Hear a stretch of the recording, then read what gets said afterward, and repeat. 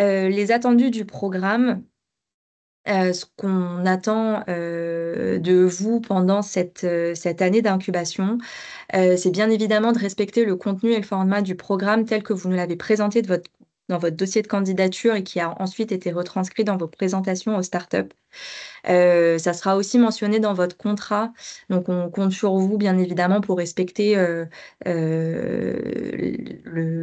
programme tel qu'il a été présenté et pour lequel vous avez été sélectionné.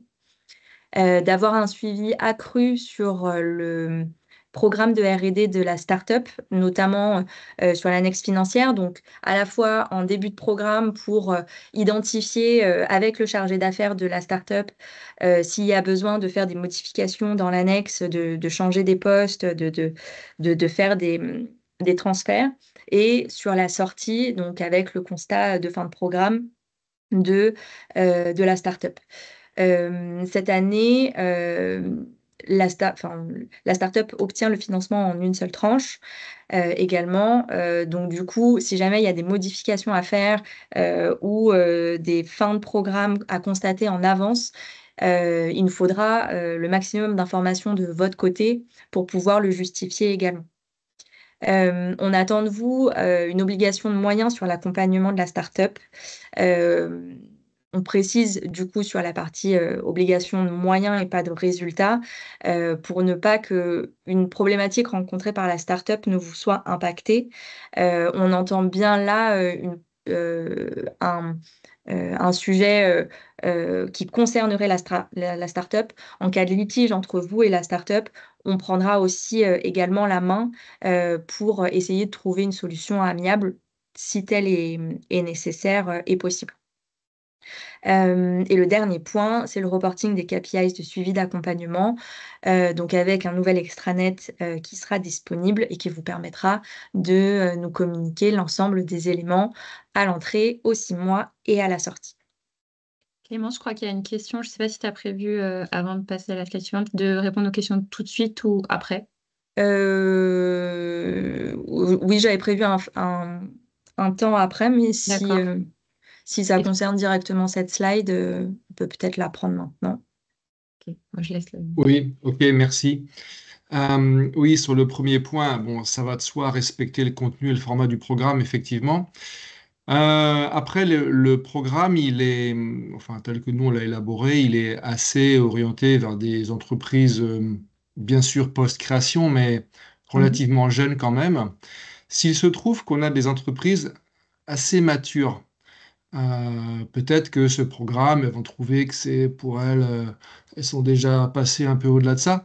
Est-ce que, dans quelle mesure on peut éventuellement se permettre de customiser un peu le programme présenté pour être pertinent, en fait, pour être pragmatique et plus pertinent pour la startup, avec le risque, par contre, effectivement, que ça ne soit pas exactement ce qui a été décrit, quoi. Voilà. Quelle est la latitude pour faire un petit peu de hors-piste, je dirais, toujours au profit vraiment de l'entreprise?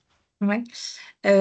Alors, à compléter bien évidemment, mais déjà le premier point, ça va être pendant la période de matching où l'objectif, c'est que vraiment vous puissiez avoir des startups qui vous correspondent. Après, est-ce que vous pouvez peut-être présenter votre structure pour être...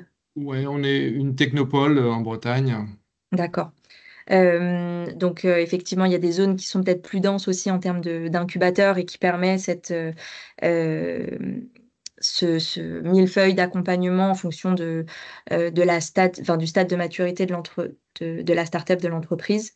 Nous, effectivement, on a besoin d'avoir un retour s'il y a une modification sur le programme que vous allez présenter en amont, enfin, du moins le plus tôt possible, en fonction aussi de votre feuille de route que vous allez établir potentiellement dès le démarrage de l'incubation, pour qu'il n'y ait pas de déconvenus par la suite, à la fois parce que ça sera contractuel, le programme tel que vous nous l'avez présenté et qui devra être présenté à la startup, et qu'il n'y ait pas non plus de mauvaise communication ou d'opportunisme, on va dire, sur la startup qui pourrait revenir sur un point de désaccord par la suite. Donc toujours le point clé, entre guillemets, sur ce programme-là, c'est la communication, hein, que vous nous informiez le plus tôt possible quand il y a des changements que vous anticipez ou que vous jugez plus pertinents sur le programme. Oui, Très si je peux bien. me permettre de Merci. compléter, il y a déjà eu des ajustements qui ont été faits sur la saison précédente. Et dans ce cas-là, on demande un accord, un écrit de la startup qui justifie aussi qu'elle est en accord avec ce que vous avez proposé. Comme ça, il n'y a pas de litige. On a un écrit des deux côtés. Nous, on peut vous faire la validation. Et comme ça, toutes les parties prenantes sont au courant et tout est limpide. On ne pourra pas vous le reprocher par derrière. Voilà. C'est parfait. Merci. Je vous propose de continuer, puis on gardera la fin pour les questions-réponses. En plus, je ne vois pas s'il y a des mains levées pour le moment. Non, c'est bon. Ensuite, sur la partie calendrier d'incubation, donc ça va être, c'est pas tout à fait les bonnes dates parce que c'est en 2024, mais du 1er janvier 2025 au 31 décembre 2025. Donc c'est bien sur 12 mois maximum. Les étapes clés, vous l'avez compris, c'est à l'entrée, aux 6 mois et à la fin d'incubation, où on vous demandera les reportings. Et bien évidemment, au tout démarrage, pour récupérer les contrats entre vous et les incubateurs, qui nous permettront par la suite, du coup, de contractualiser avec vous et de verser la première tranche de la subvention. En parallèle, de verser aussi la subvention à 100% pour les startups. Donc les deux points sont liés. Oui, et d'ailleurs, Clémence, si je peux me permettre, l'année dernière, il y a eu des délais pour certains incubateurs lauréats pour qu'on récupère ces contrats. Et du coup, voilà, comme l'a dit Clémence, ça pénalise vous, mais aussi vos startups, puisque c'est une condition de décaissement des deux côtés, de leur subvention et de votre subvention. Donc, tout retard pénalise les deux parties prenantes. Voilà. Et du coup, à la fin de l'incubation, c'est la validation du constat de fin de programme à la fois côté startup et côté incubateur, en justifiant les dépenses qui ont été réalisées et d'autres éléments, notamment le reporting, encore une fois, pendant ces 3 périodes.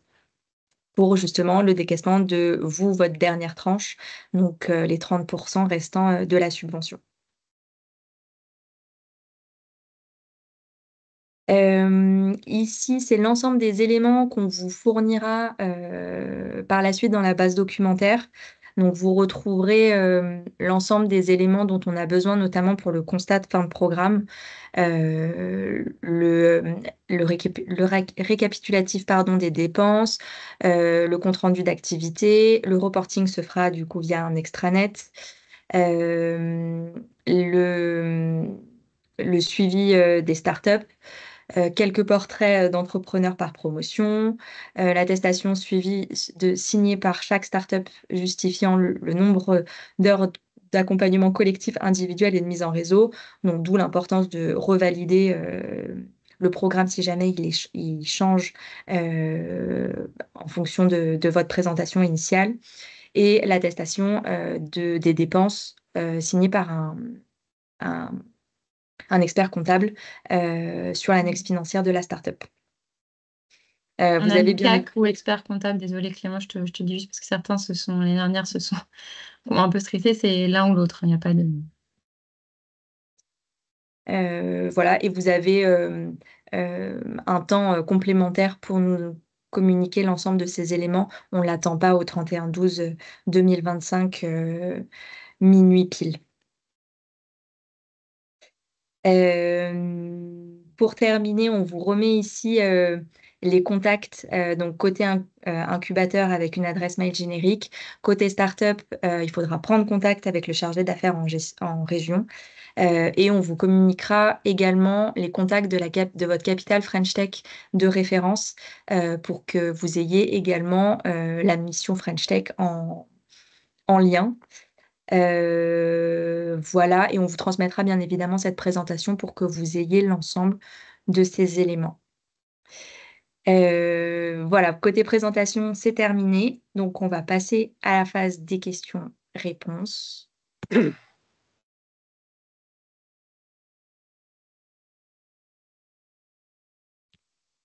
veux bien commencer. Moi, j'avais une question par rapport aux heures du coup signées par les entrepreneurs, nombre d'heures suivies. Qu'est-ce qui se passe si l'entrepreneur a été absent, je ne sais pas, sur un quart des formations collectives, par exemple? Du coup, on est d'accord que les formations où il sera absent ne seront pas intégrées dans ce qu'il va signer. Est-ce qu'on peut se retrouver pénalisé parce qu'en fait, le nombre d'heures ne correspond pas au nombre d'heures délivrées de formation? Si c'est un cas d'absentéisme de la part de la start-up, non, ça ne vous pénalisera pas, justement. Si c'est un cas d'absence répétée au programme, que ce soit sur la partie collectif, individuelle, mise en réseau, de la part de la start-up, c'est des éléments à nous remonter parce que, à la différence de vous, on attend aussi de leur part un certain engagement sur le programme. Donc s'ils sont absents, sur toutes les formations, dispensées par l'accompagnement, French Tech Tremplin, on sera aussi en mesure de leur, faire un signalement, pour, suivre, leurs dépenses. Oui, et d'ailleurs, pour compléter ça, même au-delà d'un signalement, pour des constats d'absence répétée, on peut même leur retirer leur bourse. En gros, eux, ils contractualisent sur une bourse pour accompagner à la R&D, mais surtout et en parallèle par un accompagnement par vos soins. Ce sont des publics fragiles et pas toujours matures. Du coup, c'est des publics et on ne demande pas de conditions de fonds propres. Du coup, c'est des publics sur lesquels l'accompagnement est prioritaire et c'est pour ça que ce dispositif existe. Et en cas d'opportunisme d'entrepreneurs qui ne prendraient que la bourse et pas votre accompagnement, après plusieurs signalements, l'année dernière, on en a retiré des bourses. Donc, sachez-le, ils sont au courant. Vous pouvez également leur dire, des deux côtés, c'est le moyen de pression qu'on a. Ok, merci. Et preneuse aussi des contacts des chargés d'affaires en région, parce que je sais que l'année dernière, on a eu du mal à remonter le fil. Merci.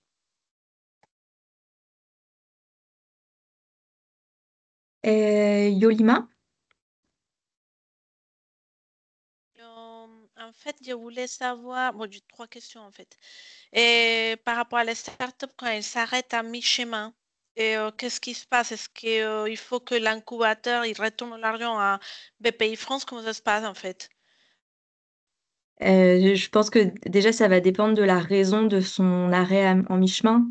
Il peut avoir, un cas de cessation d'activité comme un cas d'abandon, du programme. Ça revient sur le point où, plus tôt nous en informerez, mieux ce sera côté incubateur, pour pas que ça vous impacte.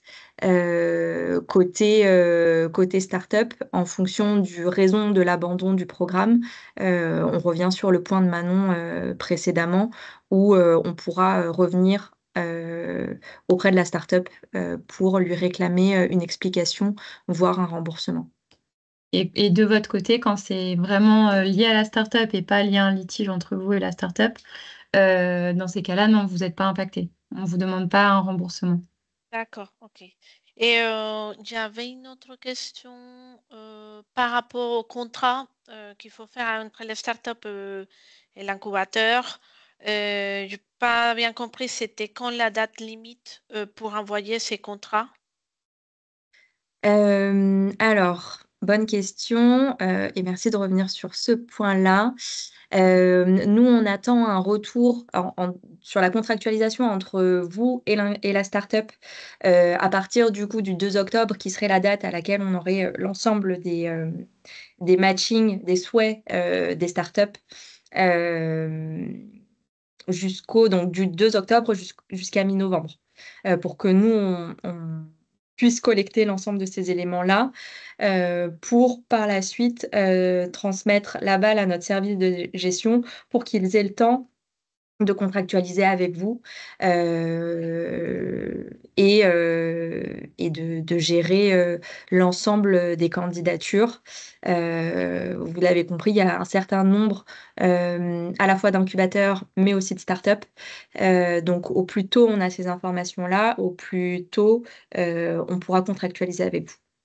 Oui, là, la date mentionnée par Clémence du mi-novembre, c'est vraiment la date très, très limite pour qu'on puisse vous décaisser avant que vous commenciez votre incubation et que les startups puissent recevoir leurs sous aussi au plus vite au moment de l'incubation et qu'il ne se passe pas comme l'année dernière, un délai trop fort de réception des fonds des deux côtés. Et ça dépend. Enfin, clairement, l'année dernière, le calendrier a fait qu'il y a eu un décalage de réception des contrats des deux côtés. Et du coup, tout le monde a été un peu impacté négativement. Donc, en gros, ce qu'a dit Clément, c'est le plus vite et le mieux. Et garder en tête le 15 novembre comme vraiment la date extrême limite. Voilà.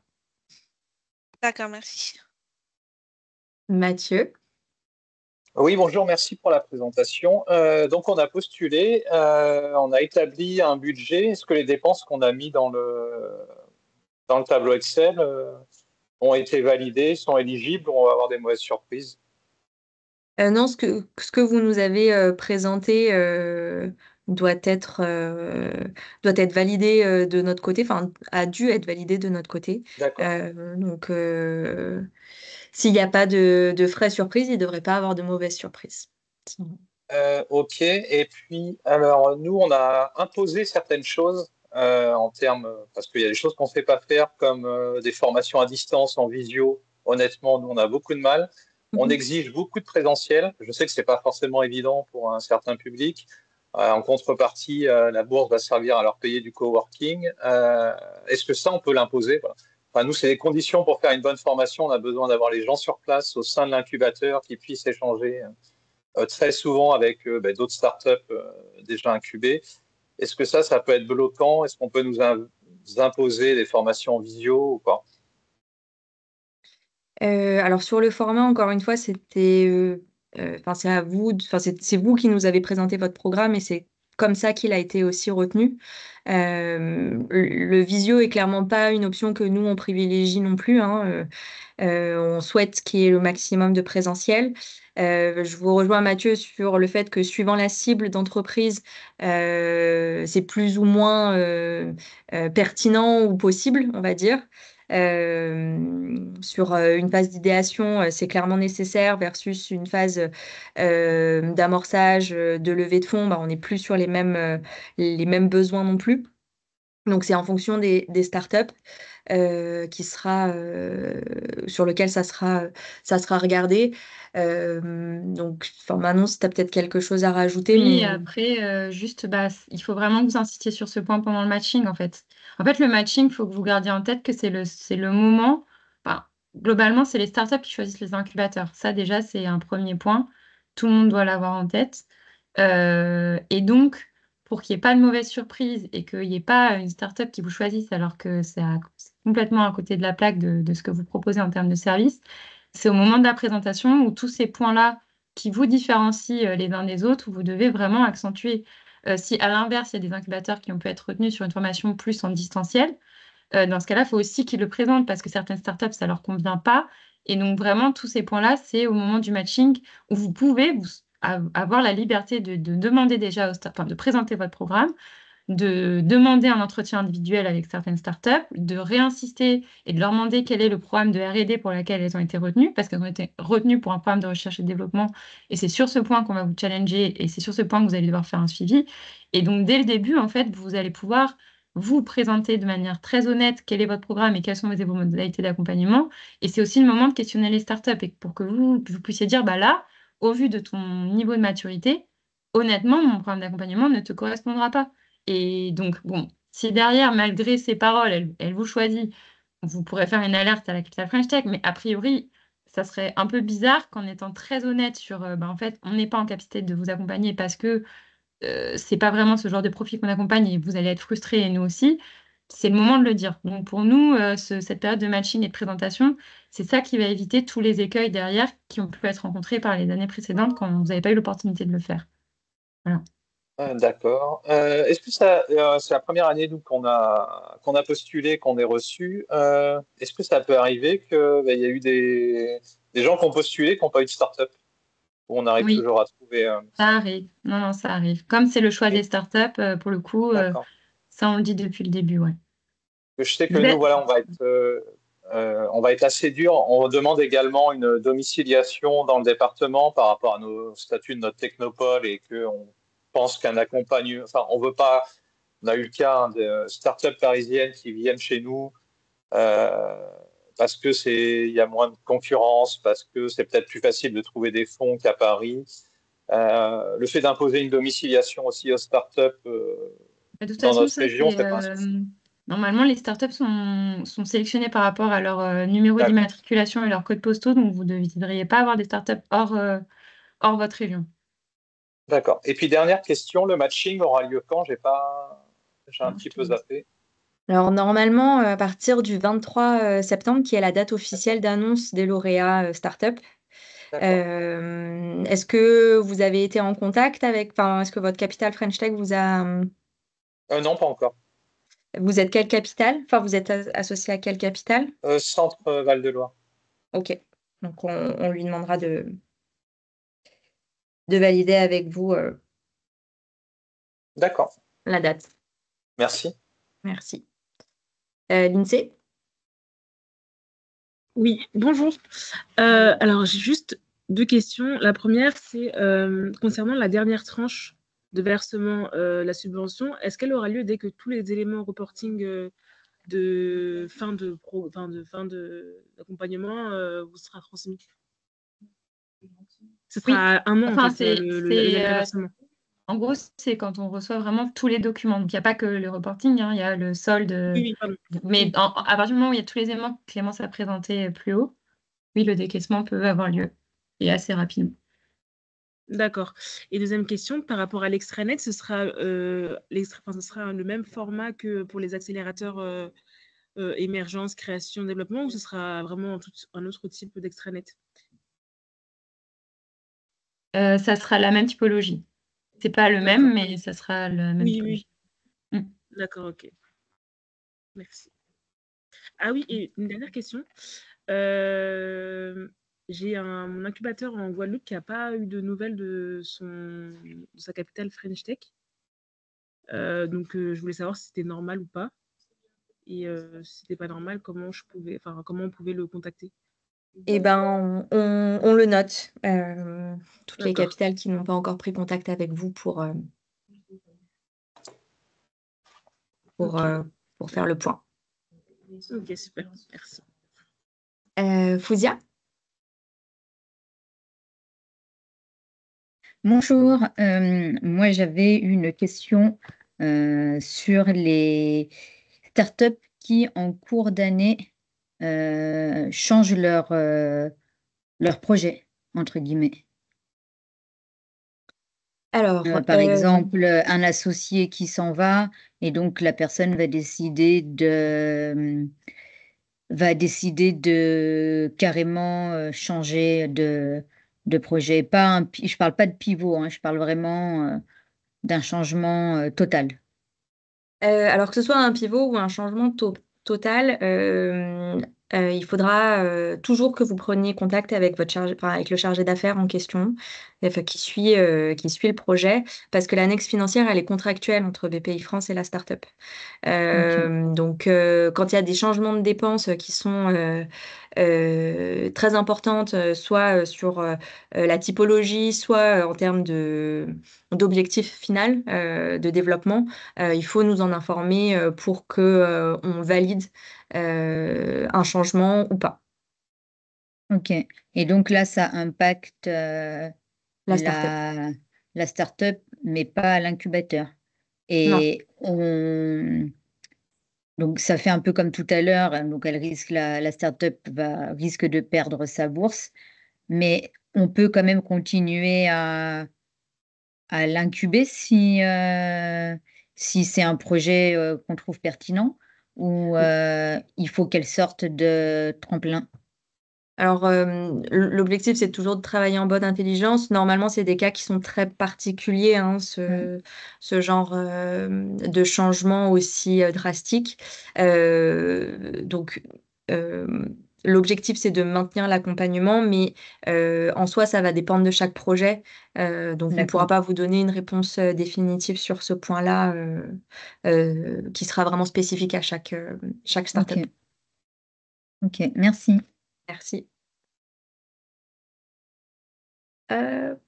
Ludovica. Oui, bonjour. Moi, j'avais deux questions. Une sur la communication et la deuxième, ce sera sur les livrables en fin de programme. Sur la communication, est-ce qu'on peut déjà communiquer sur le fait qu'on soit partenaire French Tech Tremplin saison 4? Alors sur la communication officielle, je crois qu'il y a Marion aussi de la mission qui est présente pour ce webinaire. Normalement, tout va se faire lors de l'événement national qui a lieu le 23 septembre, où seront annoncées les startups d'un point de vue national et au grand public. D'accord, merci. Et la deuxième question, c'était sur le livrable en fin de programme.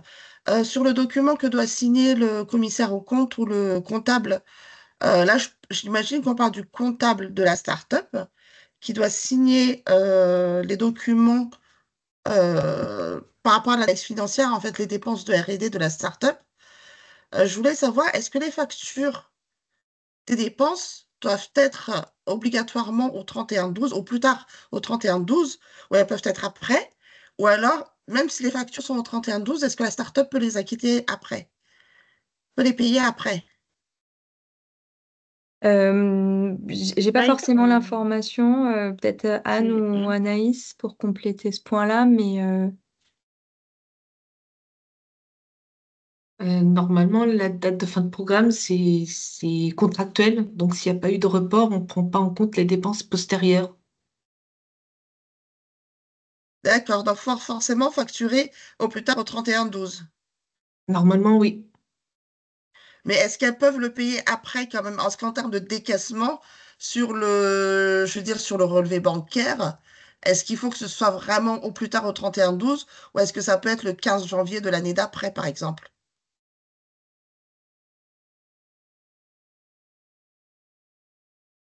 d'un point de vue trésorerie, je me permets, Anne, nous, on Vas-y, ne vas-y. verra pas quand est-ce qu'il paye son fournisseur. Nous, il faut que tu fasses la facture. Donc, je pense nous, on ne voit pas. On t'entend pas, Manon.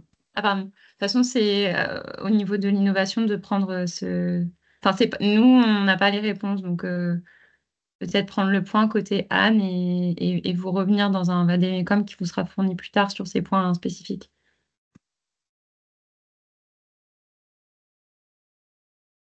Voilà. Du coup, C'est tout bon, je pense. D'accord, il merci reste. beaucoup.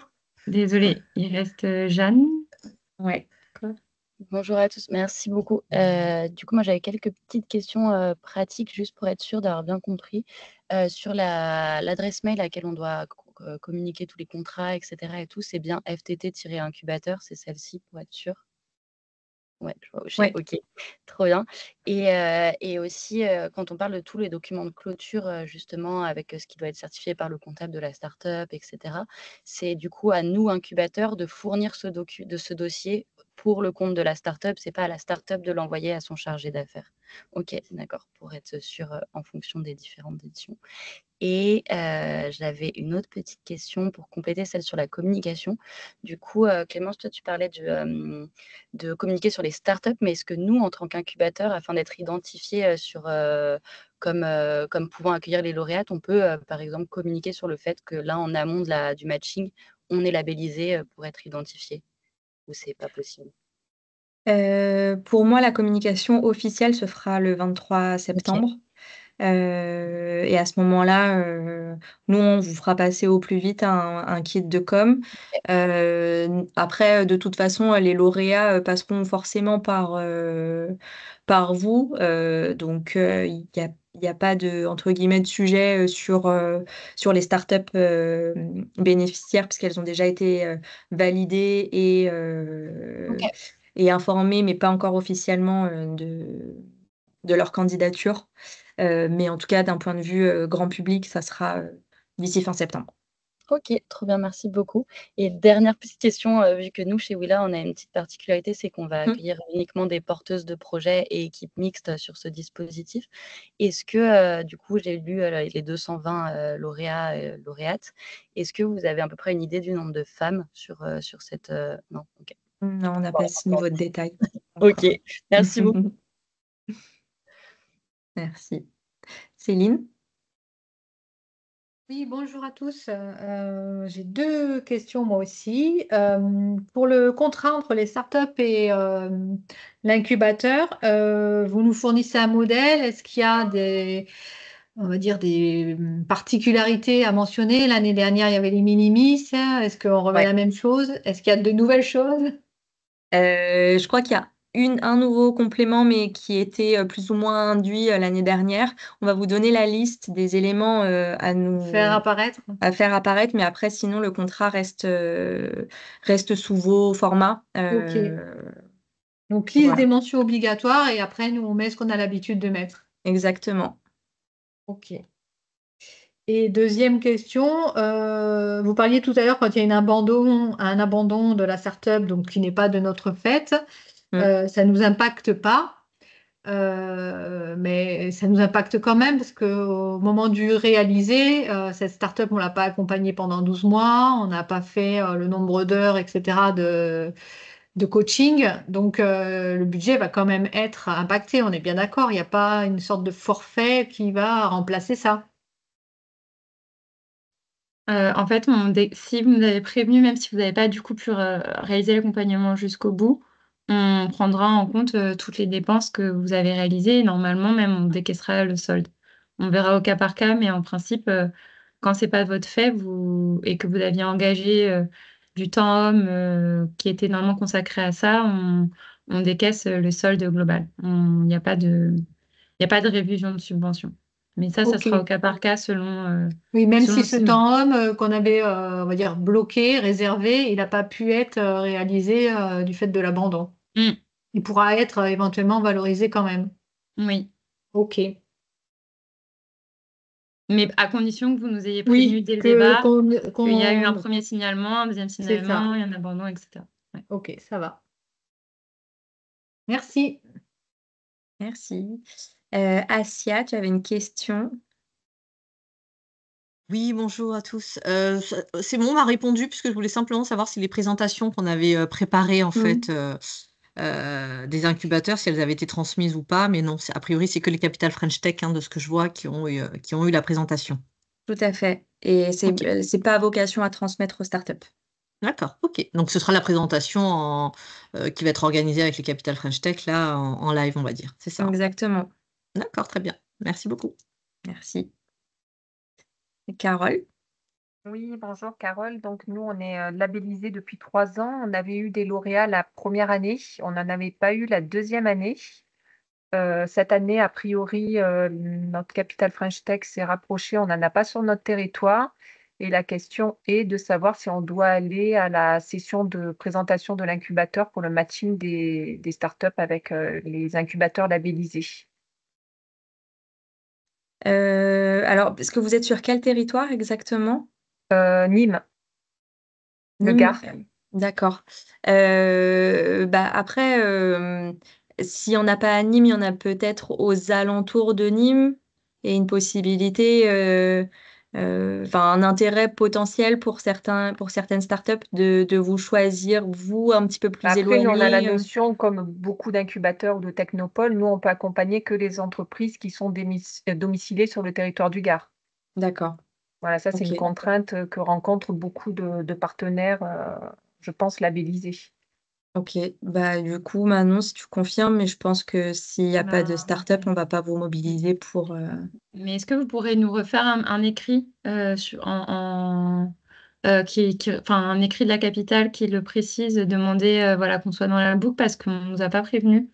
Donc qu'on puisse juste le archiver, le fait qu'en fait, c'est pas de votre fait, mais qu'il n'y a pas de start-up. Je ne sais pas si Anne, tu as cette vision-là, côté start-up et côté région Après, est-ce que ça a et un département. intérêt qu'on aille présenter si une start-up, après, peut être mobile aussi, hein, mais bon, ça engage des frais parce qu'il faut déplacer le siège social, se refaire domicilier sur le territoire.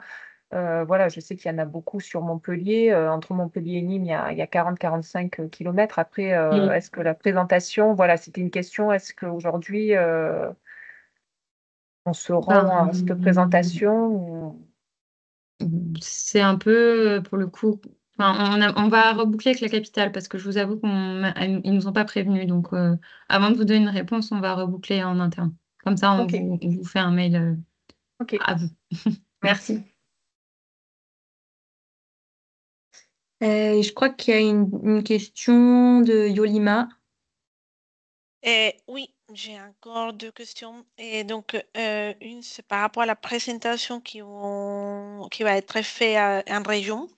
Et en fait, nous, comme on est un réseau de plusieurs incubateurs, on ne s'est pas présenté comme un consortium, mais on a fait une présentation globale de l'accompagnement de l'IMT. Mais en fait, il y a des spécificités de chaque incubateur dans chaque région. Et ma question, c'est est-ce que c'est possible que la présentation qui a été envoyée, qui est une présentation standard, elle puisse être personnalisée lors de la réunion avec les capitales French Tech et pour pouvoir mettre en valeur un peu plus l'incubateur et les spécificités par rapport à d'autres. Alors, c'était l'objectif de ces présentations, hein, qu'elles soient bien spécifiques en fonction des capitales.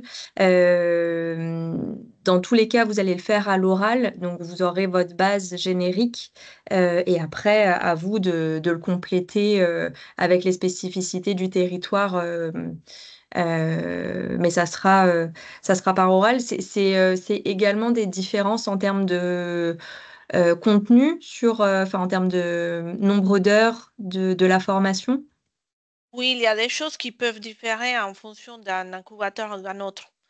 Et donc voilà, il voulait, et bon, peut-être aussi par rapport aux thématiques, parce qu'il y a certains incubateurs qui sont plus, par exemple, sur l'intelligence artificielle, d'autres qui sont plus sur d'autres thématiques. Donc, eux, ce qu'ils m'ont posé comme question, c'est est-ce qu'on peut rajouter une slide qui soit plus spécifique à notre incubateur et qui nous permette de nous mettre plus en valeur?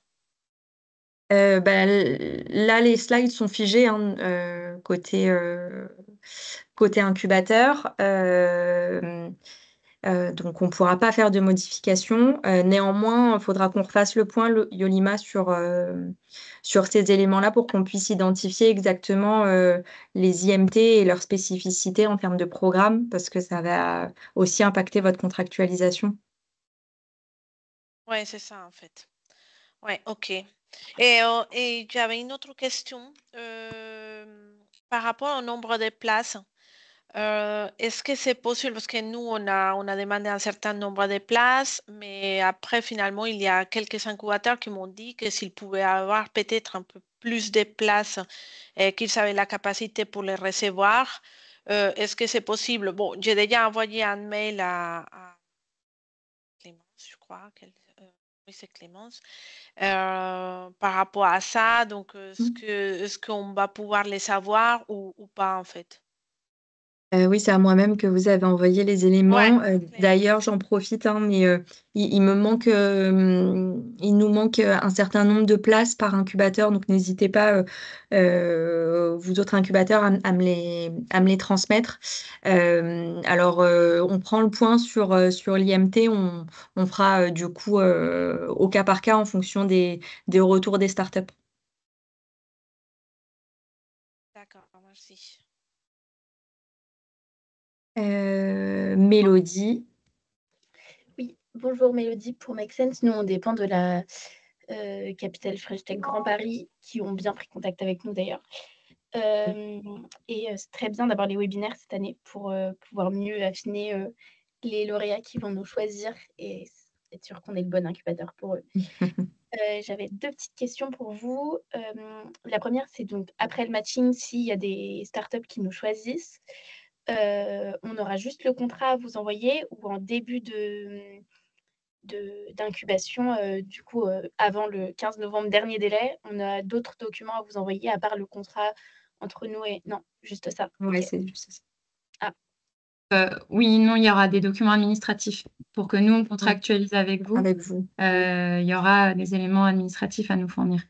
Ok. Tout ce qui est KYC, CABIS, enfin, tous les éléments qu'on demande à toute structure avec qui il y a un flux financier. D'accord, merci. Et ma deuxième question, elle concerne aussi les documents, le reporting et tout ce qui touche à cette partie-là qui est annexe à l'accompagnement. C'est que est-ce qu'on nous enverra un document ou un mail qui nous récapitule tout ce qu'on doit vous envoyer? Parce que j'avoue que cette année, pour moi, ça a été assez complexe. Je ne sais pas pour les autres, mais assez complexe de savoir à quelle temporalité on devait vous renvoyer tel document et s'assurer qu'on est toujours bien en ligne avec vous et qu'on n'est pas en retard sur un sujet ou sur un autre parce que, en fait, nous, c'est typique ce qui a dû se passer dans d'autres incubateurs. La personne en charge a bougé côté incubateur et du coup, la personne que vous aviez dans vos boucles mail n'était plus la bonne. Et donc, on s'est rendu compte assez tard qu'en fait, on avait des documents qui n'avaient pas été remplis. Et donc, pour être toujours sûr que nous, on est proactifs, on peut envoyer un mail régulièrement, pas toutes les semaines, mais une fois de temps en temps à French Tech, à FTT Incubateur BPI France, pour savoir si on est bien à jour sur tout ce qu'on doit vous envoyer. Oui, alors c'est pour ça qu'on on vous avait demandé un tableau récapitulatif sur les contacts, à la fois peut-être la personne qui est en charge de French Tech Tremplin, si des fois il y a des personnes qui sont identifiées dans l'incubateur, et peut-être le responsable de l'incubateur au global pour pouvoir avoir 2 interlocuteurs. Néanmoins, cette année, ce qui est prévu et acté, c'est qu'on ait des réunions trimestrielles pour vous donner l'intégralité des informations, que vous puissiez nous transmettre aussi tous vos retours au fil de l'eau, etc. Là, on vous envoie dès maintenant les présentations. N'hésitez pas à chaque modification de contact, de nous les transmettre. En tout cas, on essaye d'avoir une conversation au plus fluide avec vous, avec l'adresse générique ou nos adresses personnelles. Voilà, est-ce que je réponds à peu près à ta question? Et en priorisant l'adresse générique à chaque fois, dans tous les cas, parce qu'on est derrière. Alors que quand c'est en perso, si l'une de nous le loupe, vraiment mettez prioritairement et tout le temps l'adresse générique. Ok, ça marche. Merci beaucoup. Merci. Et il y a une dernière question, Ludovica, et puis après on clôturera la séance. Oui, merci beaucoup. Je réagis sur la question de ma consoeur là tout à l'heure. Sur l'extranet Bell, est-ce que c'est possible de rajouter une deuxième personne? Parce qu'en fait, effectivement, moi j'avais mis le contact de la personne, comment on dit, le représentant légal. Mais c'est pas le représentant légal en fait qui fait les démarches administratives, c'est plutôt moi de notre côté. Et je voulais savoir, parce que du coup, lui, il a ses identifiants et son mot de passe. Du coup, je voulais savoir si on pouvait rajouter une deuxième personne. Alors, il y a 2 sujets, Ludovica. Il y a notre outil Bell et Mon BPI France en ligne, qui est vraiment notre outil de signataire pour tous les contrats.